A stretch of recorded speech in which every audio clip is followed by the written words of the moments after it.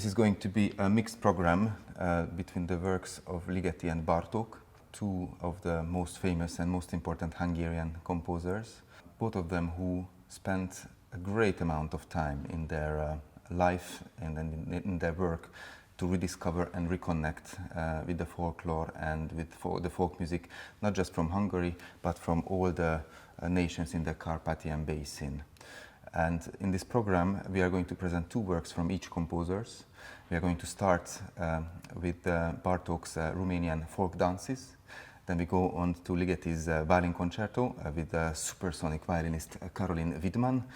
And then in the second half, we are going to present Bartók's Divertimento, and at the end, Ligeti Concert Romanesque. I think when we see on the program the names of these composers, especially Ligeti, but even Bartók, many times we think that this is a music that is maybe a little bit too intellectual or a little bit more difficult.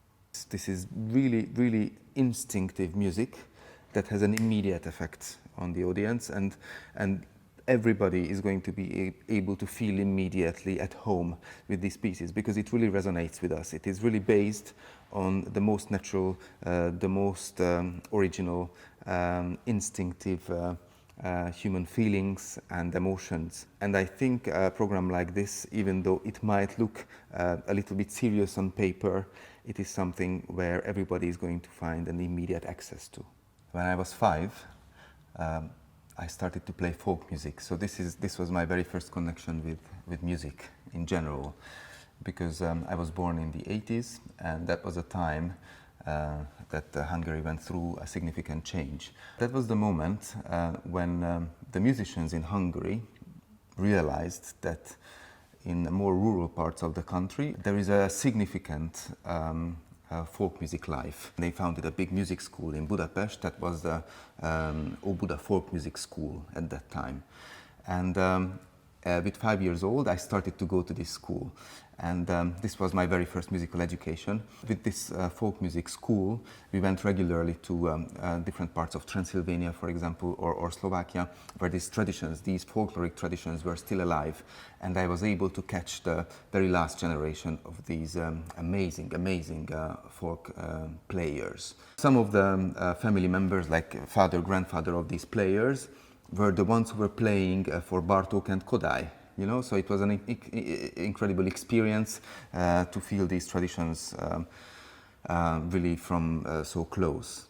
And then later on, I started to switch to classical music, and then, of course, I became a classical musician. But these folklore traditions remained with me, and I still listen to Hungarian folk music. The Romanian folk dances of Bartók has been a piece that has been with me since my early childhood, because I played it on the violin, then I played it on the flute, and then I conducted it with a small orchestra, then I played it in a small orchestra, then I conducted with a bigger orchestra. So these are folk tunes that have real connections to specific folk melodies.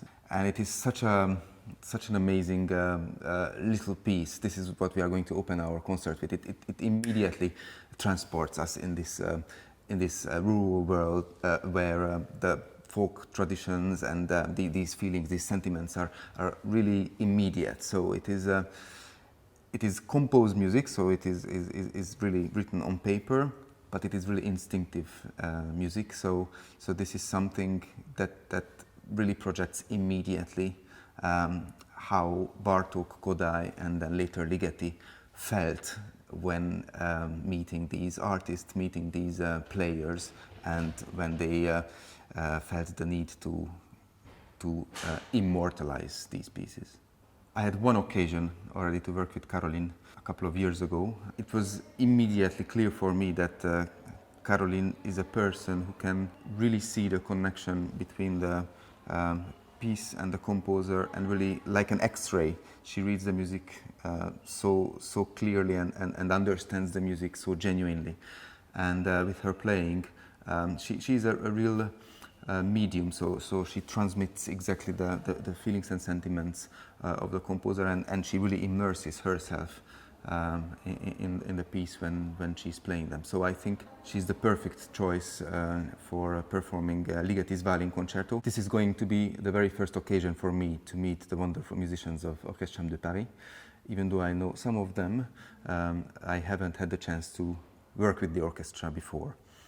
And this repertoire is I think, a perfect repertoire for a chamber orchestra because it really gives an individual quality to each of the sections in the orchestra, even to some soloists of the orchestra, and it requires a lot of attention towards each other and a lot of chamber music quality, which I think is a very strong profile of this orchestra. So I'm very happy to meet for the very first time with music that is quite close to my heart, and to bring it to the Cité de la musique.